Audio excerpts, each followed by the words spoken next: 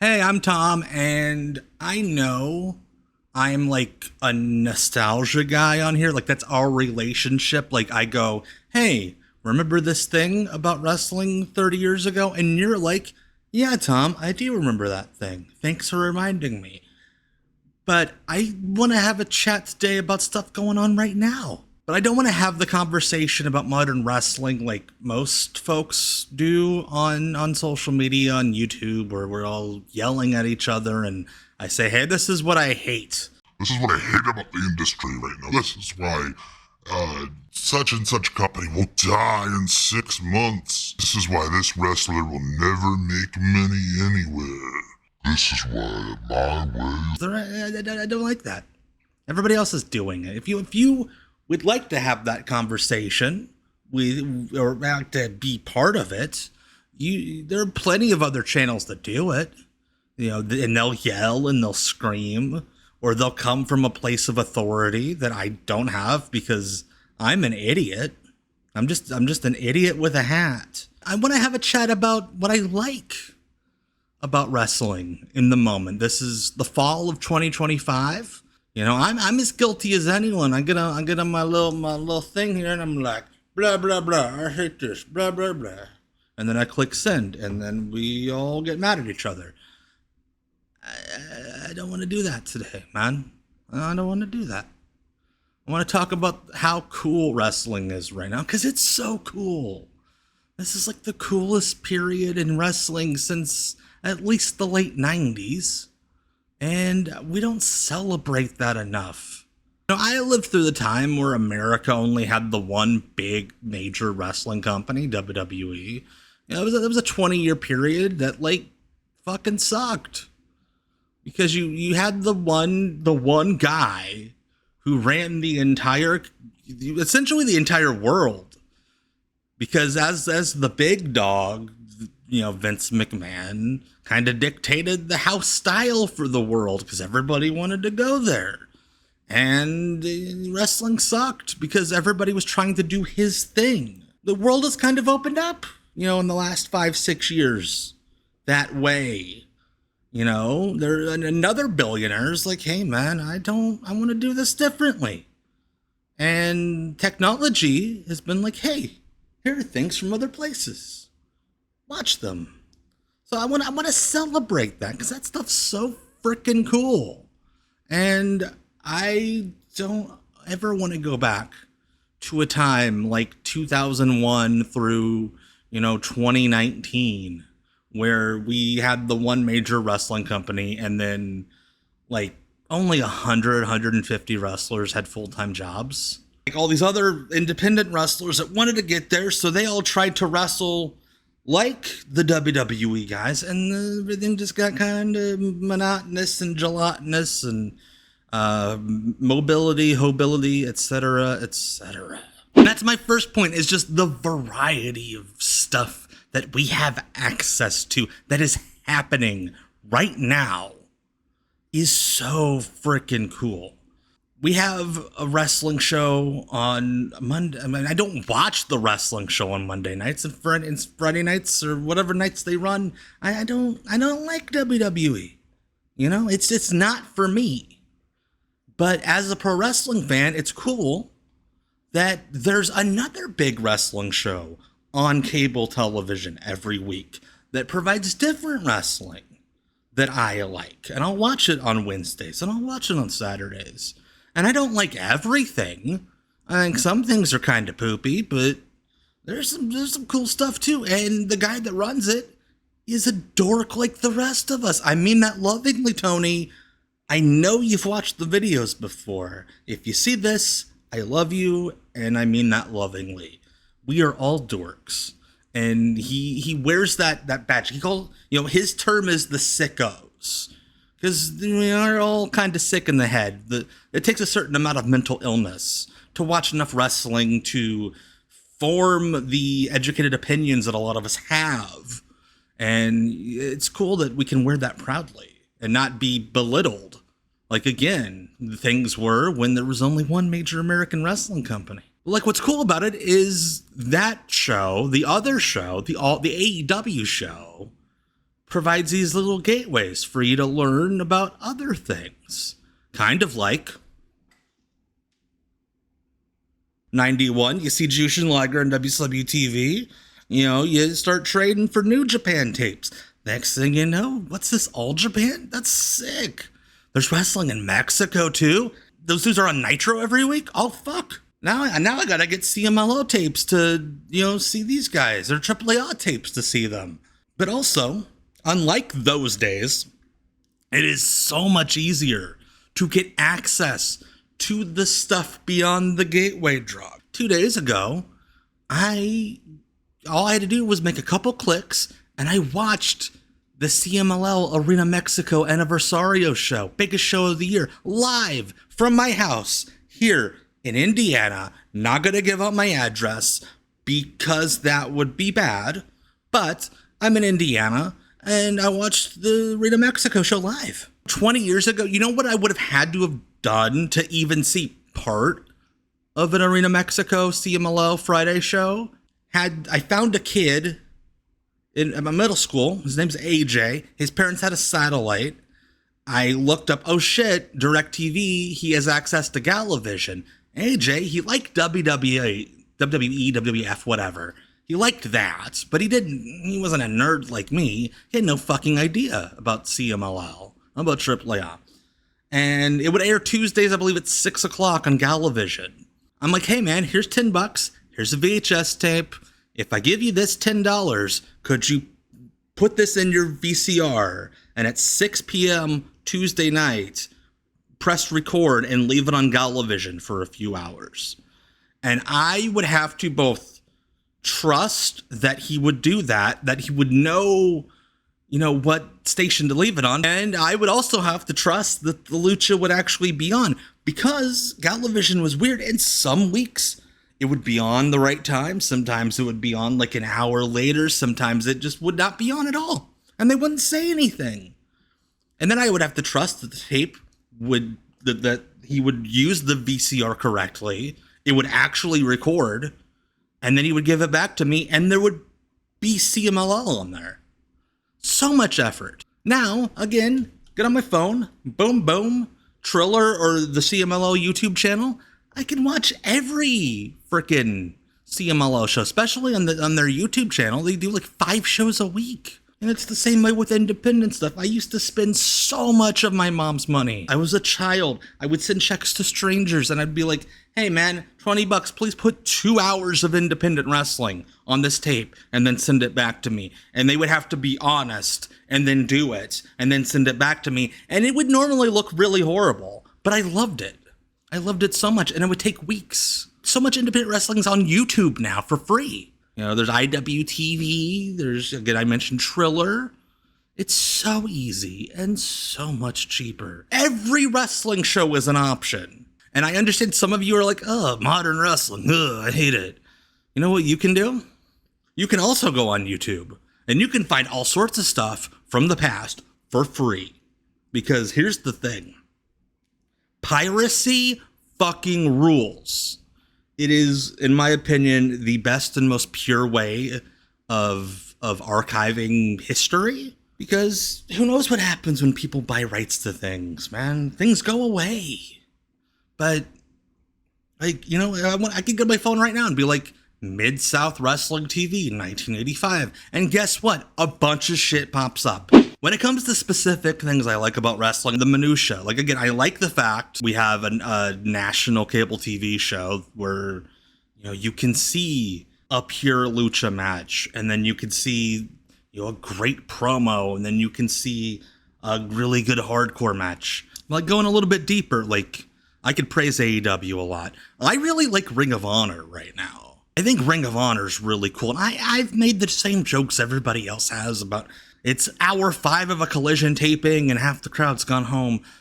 The last month or two, Tony has really honed in. I never pronounce the H in that word correctly, but laser focused on that thing. And it's become a really fun, weird promotion. You got some great young wrestlers learning. Like Marina Shafir is like the most fun TV wrestler right now. If you go and watch her stuff, she like weaves in and out of all these different Brazilian jiu-jitsu holds. It's almost like the Mexican Llave style, but like slightly modified for her background. And Lee Moriarty is one of the few wrestlers that actually approaches pure rules matches in a way that I like. And like, it's cool that we have, a big national promotion where someone like Shelwa from Mexico can come and have like a showcase match. That dude, he has a really cool style, but it would take him years and years to break out and do like big stuff in America, because he's not a big flashy high spots guy. He's a really unique, weird technical wrestler. And he just had a pay-per-view match with Lee Moriarty recently where they did all that stuff, and it's so cool, and Athena's kicking butt there as women's champion, one of the best in the world, regardless of gender or lack thereof. You get the weird stuff like Satnam Singh. I'm telling you, Satnam Singh is one of the most improved wrestlers of the last year. I'm not saying he's Bryan Danielson, but he used to be a guy who seemed so confused about what to do in a wrestling ring. And now he could have a decent giant match. He knows the role of a dude his size in the ring.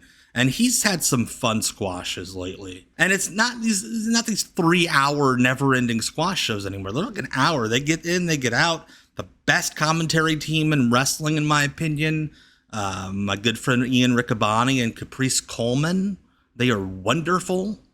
And it's such a joy to listen to them, both because they know so much about the product and they love it. But it's just nice to hear two guys that just love each other. Two buds. It's really cool.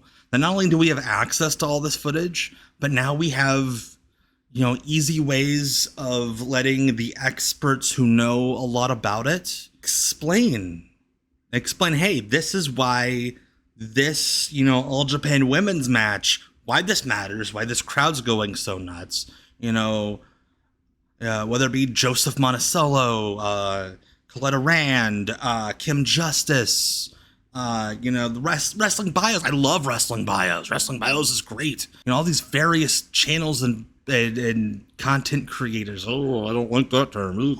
Ugh. But all these folks that have knowledge of these things and can, articulate the history and their critiques about things so well, and allow you to come into something brand new with somewhat of an informed opinion, or somewhat, at least enough information to where you can go, oh, this is why this is good. Because again, not to be back in my day, weird guy yelling at clouds, but like to get into Joshi when I was like a teenager, you found like one of the 3 matches available on Kazaa, and you had to figure out why this shit was cool. And granted, a lot of it didn't need context, because it's like the most badass women alive, bleeding and beating the shit out of each other. But it's really nice when you get into something new to have a voice in your ear, or to be able to watch something being like, hey, this is why this happened, and this is why this happened, and this has been the critical acclaim for this is due to this. That's cool. It's not like you have to go look it up on a message board and read paragraphs and paragraphs of stuff. You can if you want. Again, there are some great writers out there, but there are some of us like me that are real dolts, and when we need someone to grab our faces and say, hey, motherfucker. I don't know why did I just call you a motherfucker? I don't get that. I'm in a mood, and I apologize. I've got a lot going on. Also, I think it's cool that wrestling culturally has evolved too. And not so much, again, and this is a critique I have for both major American wrestling companies. I've been real nice to AEW. I don't think AEW is, I don't think either of them are as diverse as they could be, but I think they're more, I think especially AEW, but I think wrestling in general is more diverse than it ever has been.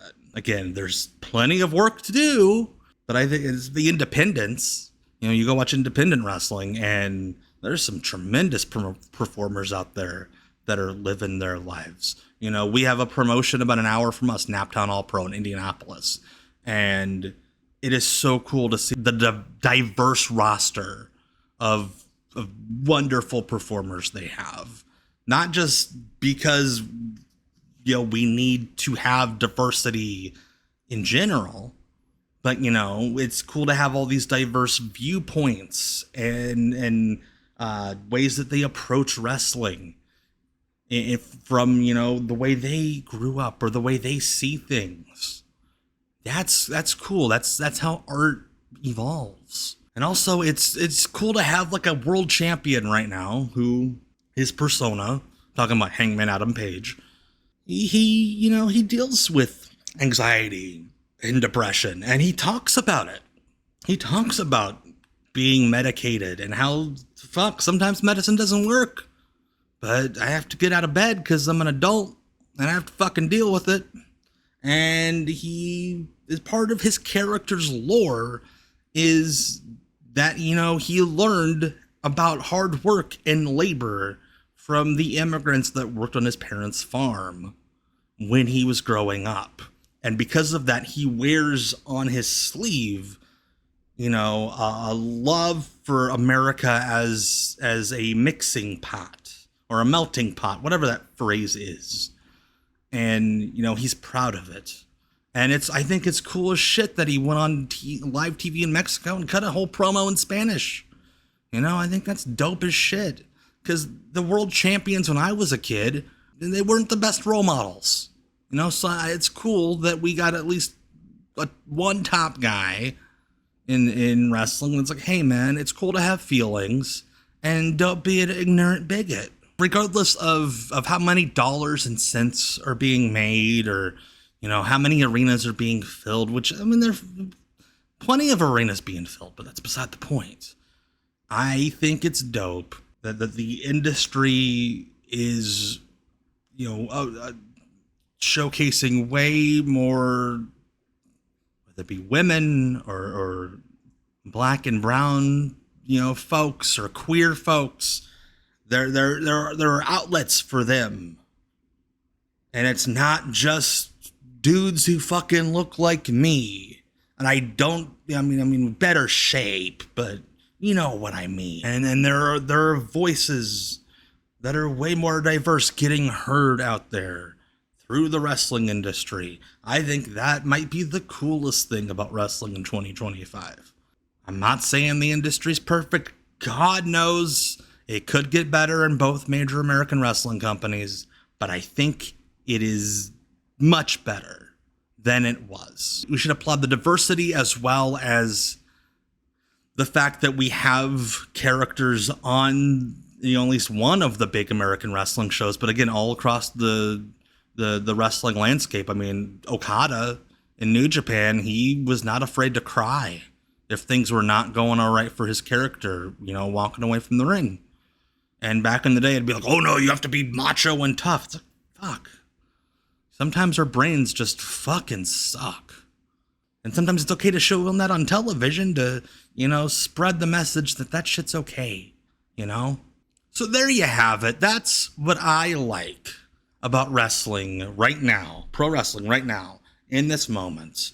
Again, you know, in 2025, if you're watching this in 2031, maybe it's better, maybe it's worse. Who fucking knows? But right now, I want to know what you think about wrestling right now. Am I onto something? Am I adult? A little bit of both? Who knows? So just say the word, leave a comment, you know, leave a thumbs up if I was like, okay.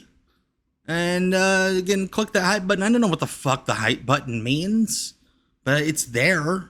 And I think it'd be cool if you used it to help me out. Like, comment, subscribe, hype. So again, my name is Tom, and I hope I've been making sense.